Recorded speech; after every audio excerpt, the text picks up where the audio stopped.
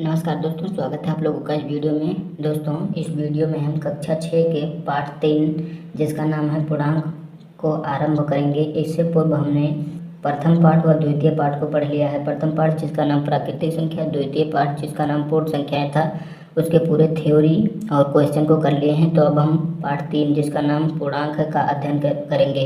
तो इसमें सबसे पहले हम थ्योरी पोर्शन को देखेंगे, उसके पश्चात इसमें अंक के सारे क्वेश्चन करेंगे। ठीक है, तो सबसे पहले थ्योरी में हम पूर्णांक की परिभाषा जानेंगे और धन पूर्णांक, ऋण पूर्णांक क्या होता है और इससे संबंधित महत्वपूर्ण तथ्यों को समझेंगे। ठीक है, तो चलिए सबसे पहले शुरू करते हैं पूर्णांक की परिभाषा से। तो देखिए पूर्णांक की परिभाषा क्या, हमने यहाँ नोट बना लिया है। तो नोट में हमने पूर्णांक की परिभाषा लिखी है, मैं आपको पढ़कर समझा भी दूंगा। ठीक है, तो चलिए शुरू करते हैं। तो पूर्णांक की परिभाषा है, ठीक है, माइनस के इनफाइनाइट। इसको हमने आपको बताया था कि माइनस का अपरिभाषित कहिए या असंख्य कहिए। ठीक है, तो माइनस के इनफाइनाइट से प्लस के इनफाइनाइट तक की संख्याओं को पूर्णांक कहते हैं। भिन्न वाली संख्याएं पूर्णांक नहीं होती हैं जिनका मान दशमलव में मिलता है। ठीक है, तो ये क्या कहना चाह रहा है, मैं इसको आपको एक कागज पर आसानी से समझा दे देता हूँ। ठीक है, तो देखिए दोस्तों, जो परिभाषा हमने पढ़ी उसको मैं आपको समझाता हूँ। माइनस की इनफाइनाइट से प्लस की इनफाइनाइट की संख्याओं को पूर्णांक कहते हैं। ठीक है, तो सारी संख्याएं पूर्णांक होती हैं। इसमें क्या कहा गया है, भिन्न वाली संख्याएं पूर्णांक नहीं होती हैं। जैसे मान लीजिए 5/8 और 10/2, ये तो होगी, ये पूर्णांक होगी क्योंकि इसका जब हम भाग देंगे तो 5 आएगा और 5 एक पूर्णांक है। ठीक है, इसके बट्टे में 1। ठीक, और जब इसका हम भाग करेंगे तो इसको जब हम हल करेंगे तो इसका देखिए उत्तर कितना आता है। तो दोस्तों आप देख सकते हैं यहाँ पर हमने इसका भाग दिया तो इतना हमें 0.625 यानी 625 हमें मिला। तो ये पूर्णांक नहीं है।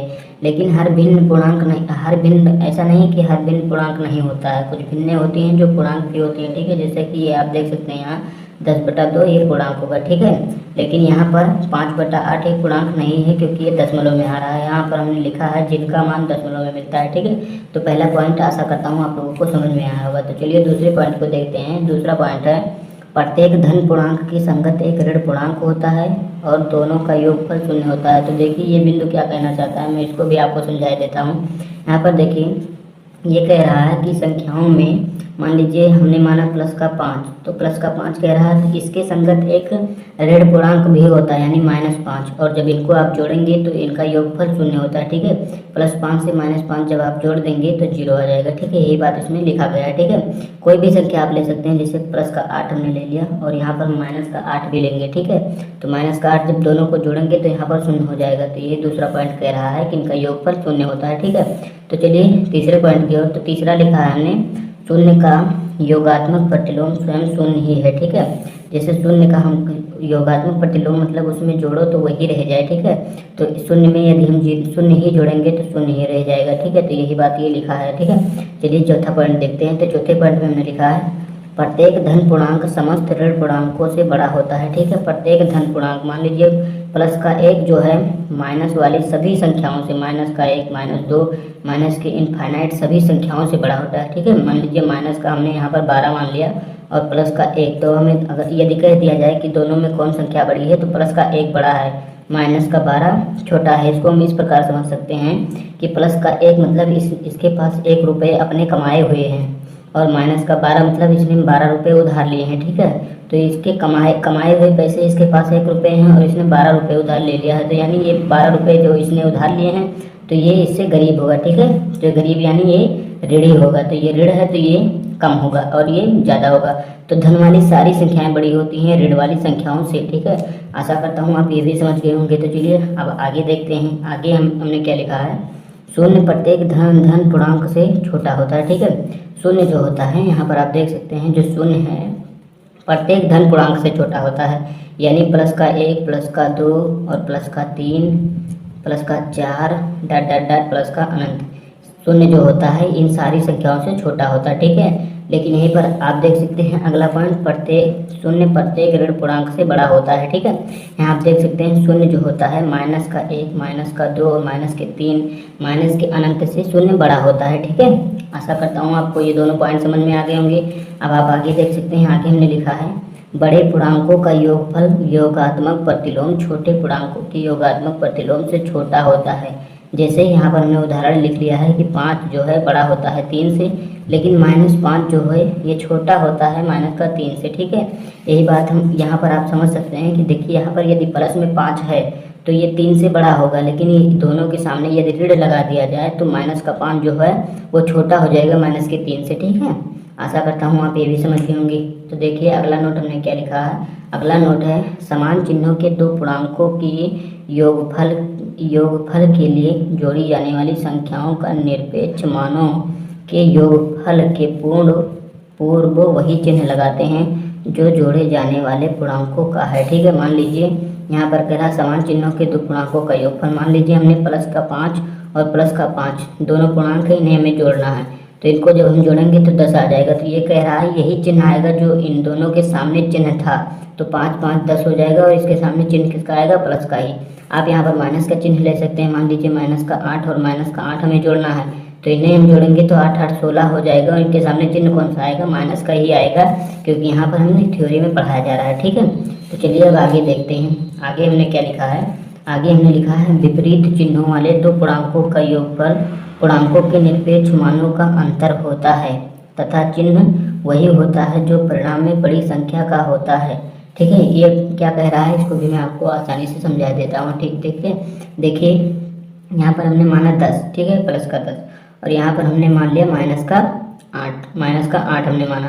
तो जब आप इन दोनों को जोड़ेंगे तो यहाँ पर कितना मिलेगा आपको 2 मिलेगा, ठीक है। लेकिन इसके 2 के सामने चिन्ह कौन सा आएगा, जो इसमें बड़ी संख्या होगी। तो बड़ी संख्या कौन सी है, बड़ी संख्या इसमें 10 है। तो यहाँ 10 के आगे कौन सा चिन्ह है, प्लस का, तो यहाँ पर प्लस का चिन्ह आएगा। इसी प्रकार आप माइनस वाले को समझ सकते हैं। जैसे यहाँ पर मान लीजिए हमने -12 लिया और इसमें प्लस का 8 हम जोड़ रहे हैं, तो यहाँ पर किसका चिन्ह है, यहाँ देखिए आप जब आप घटाएंगे तो कितना आ जाएगा, 4 आ जाएगा। लेकिन चिन्ह किसका आएगा, जो इसमें बड़ी होगी। बड़ी कौन है, इसमें 12 बड़ा है। तो जब 12 बड़ा है तो इसके सामने 12 के सामने वाला चिन्ह यहाँ पर भी लगेगा, ठीक है। आशा करता हूँ आप ये भी समझ गए होंगे। तो चलिए देखते हैं अगले पॉइंट को। तो चलिए दोस्तों यहाँ पर हम अगले पॉइंट को देखते हैं। तो अगले पॉइंट में हमने लिखा है दो पूर्णांकों का योगफल सदैव एक पूर्णांक होता है, इसे योग संक्रिया का संवरक प्रगुण कहते हैं। तो चलिए इसको भी हम समझ लेते हैं। यहाँ पर मान लीजिए हमने यहाँ पर दो पूर्णांक मान लिया। एक पूर्णांक हमने माना 5 प्लस का 5, यहाँ पर हमने धनात्मक पूर्णांक माना है, और यहाँ पर मान लीजिए ऋणात्मक पूर्णांक हमने 2 मान लिया, ठीक है। लेकिन कह रहा है यदि इनको हम जोड़ें, इनको जोड़ देंगे, यानी प्लस का 5 और माइनस का 2, इन्हें जब हम जोड़ेंगे तो यहाँ पर कितना बचेगा, 3 आ जाएगा। और चिन्ह किसका आएगा, चिन्ह अभी हमने आपको इससे पूर्व बताया कि जो बड़ी संख्या होगी उसी का चिन्ह आएगा। तो यहाँ पर बड़ी संख्या कौन है, 5, तो इसके सामने कौन सा चिन्ह है, प्लस, तो यहाँ पर भी प्लस का चिन्ह आएगा। तो यही बात इसमें कहा गया है कि यदि आप दो पूर्णांकों को जोड़ते हैं तो एक पूर्णांक ही आपको प्राप्त होगा, और +3 हमें मिला है तो ये एक पूर्णांक ही है। यहाँ पर आप दूसरा उदाहरण ले सकते हैं। मान लीजिए यहाँ पर हमने प्लस का 8 लिया और यहाँ पर भी हमने प्लस का 8 ही ले लिया। तो आप इसको जोड़ेंगे तो यहाँ पर 16 आ जाएगा। चिन्ह किसका आएगा, दोनों बराबर संख्याएं हैं, दोनों के सामने प्लस का चिन्ह है, तो यहाँ पर आप प्लस कर सकते हैं, ठीक है। तो प्लस का 16 आ गया, जो कि एक पूर्णांक है। तो यही बात इसमें कहा गया है। और इस प्रगुण को क्या कहते हैं, इस प्रगुण को हम कहते हैं योग संक्रिया का संवरक प्रगुण। किसके लिए, पूर्णांक के लिए, क्योंकि हम पूर्णांक नामक पाठ पढ़ रहे हैं, ठीक है। तो चलिए देखते हैं अगला पॉइंट। अगले पॉइंट में हमने लिखा है किसी भी क्रम में दो पूर्णांकों का योगफल सदैव समान होता है, ठीक है। किसी भी क्रम में दो पूर्णांकों का योगफल सदैव समान होता है। मान लीजिए हमने पहले 5 लिखा, उसके बाद उसमें 3 जोड़ा हमने, ठीक है। तो ये कितना आएगा, 8 आएगा। इसके सामने चिन्ह कौन सा आएगा, बड़े वाले का चिन्ह यहाँ पर आ जाएगा, यानी प्लस का 8 आ गया, ठीक है। लेकिन यदि हम 3 को ऊपर कर दें, +3 को, और उसके बाद उसमें 5 को हम जोड़ें तो वही आएगा जो इस पर आया था, ठीक है। तो यहाँ पर कितना आएगा, 8 आएगा प्लस का। आप देख सकते हैं दोनों में योगफल 8 ही आया है। देखिए यहाँ पर पहले 5 था और यहाँ पर पहले 3 है, ठीक है। तो यही इसमें कहा जा रहा है कि संख्याओं का क्रम माने नहीं रखता, ठीक है। अब आप अगला पॉइंट देख सकते हैं। अगले पॉइंट में हमने लिखा है नोट, पूर्णांकों में योग संक्रिया क्रम विनिमय है। आप समझ सकते हैं ये योग संक्रिया क्रम विनिमय है, यानी यदि आप 3 और 5 जोड़ते हैं, 3 5 जोड़ेंगे तब भी 8 आएगा, और 5 और 3 भी जोड़ेंगे तब भी 8 ही आएगा। यानी इसका क्रम पर कोई निर्भरता नहीं है, ठीक है। आप चाहें तो इसके क्रम को बदल कर सकते हैं, लेकिन केवल योग के लिए भी हमें पढ़ाया जा रहा है, तो योग के लिए आप जानिए, ठीक है। तो आप आगे देख सकते हैं। आगे है 3 पूर्णांकों को क्रम में जोड़ते समय योग संक्रिया बाएं से शुरू करें या दाएं से पूर्णांकों का योगफल समान होता है, इसे योग संक्रिया का साहचर्य प्रगुण कहते हैं, ठीक है। देखिए यहाँ पर क्या कह रहा है, ये कह रहा है यदि मान लीजिए हमने 3 संख्याएं ले ली, हमने माना है यहाँ पर 3 मान लिया और 5 माना और 8, तो इसमें कह रहा है यदि 3 और 5 को पहले जोड़ दें और फिर उसमें 8 को जोड़ें तो वही योगफल आएगा जो 5 और 8 को जोड़ने के बाद उसमें 3 को जोड़ने पर आएगा। ठीक है, ये 0 नहीं आएगा। इसका योग आप देख सकते हैं 5 और 3 8 हो जाएगा और 8 ये 16 आ जाएगा। तो यहाँ पर आप देख सकते हैं 8 5 13 हो जाएगा, 13 में 3 जोड़ेंगे तो 16 हो जाएगा। तो वही बात है कि आप चाहे पहले दो संख्याओं को जोड़कर उसमें तीसरी संख्या जोड़ें या दूसरी तीसरी को जोड़कर उसमें पहली को जोड़ें तो योगफल वही आएगा। और इसे क्या कहते हैं पूर्णांकों में, इसको साहचर्य, योग का साहचर्य प्रगुण कहते हैं। तो यहाँ पर आप देख सकते हैं योग का साहचर्य प्रगुण हमने पढ़ लिया। तो आप देख सकते हैं अगले पॉइंट में हमने क्या लिखा है, अगले पॉइंट में हमने लिखा है प्रत्येक पूर्णांकों का 0 के साथ योगफल उसी पूर्णांक के समान होता है। ठीक है, इसी कारण शून्य योग संक्रिया का तत्समक अवयव है। देखिए ये पॉइंट क्या कह रहा है, ये पॉइंट कह रहा है कि यदि किसी पूर्णांक में, माना हमने एक पूर्णांक मान लिया, यहाँ पर हमने माना 8 एक पूर्णांक है और यदि इसमें हम 0 जोड़ दें, माना इसमें हमने 0 जोड़ दिया तो वही पूर्णांक हमें मिल जाएगा। ठीक है, ये यही कह रहा है कि यदि हम किसी पूर्णांक में 0 जोड़ दे रहे हैं तो वही पूर्णांक हमें पुनः प्राप्त हो जाएगा। और इसे क्या कहते हैं, शून्य को हम योग का तत्समक अवयव कहते हैं। ये बातें आपको याद रखनी है क्योंकि यही क्वेश्चन बनकर आएंगे हमारे सामने और हमें यही हल करना होगा। ठीक है, तो आशा करता हूँ आपको इतना समझ में आ गया होगा। तो एक पॉइंट और बचा है, ये पॉइंट भी हम देख लेते हैं। ठीक है, तो देखिए दोस्तों अंतिम पॉइंट है, प्रत्येक पूर्णांक का अनुवर्ती होता है, यह उस पूर्णांक में एक जोड़कर प्राप्त होता है। आप लोगों को अनुवर्ती पूर्ववर्ती हमने पहले ही पाठ में पढ़ा दिया था। प्राकृतिक संख्या में, पूर्ण संख्या में भी हमने पढ़ा है और आप यहाँ पूर्णांकों के लिए देख सकते हैं। देखिए यहाँ पर क्या कह रहा है, ये कह रहा है कि प्रत्येक पूर्णांक का एक अनुवर्ती होता है। माना हमने एक संख्या मान ली, यहाँ पर हमने एक 9 मान ली। ठीक है, 9 हमने एक संख्या मानी 9,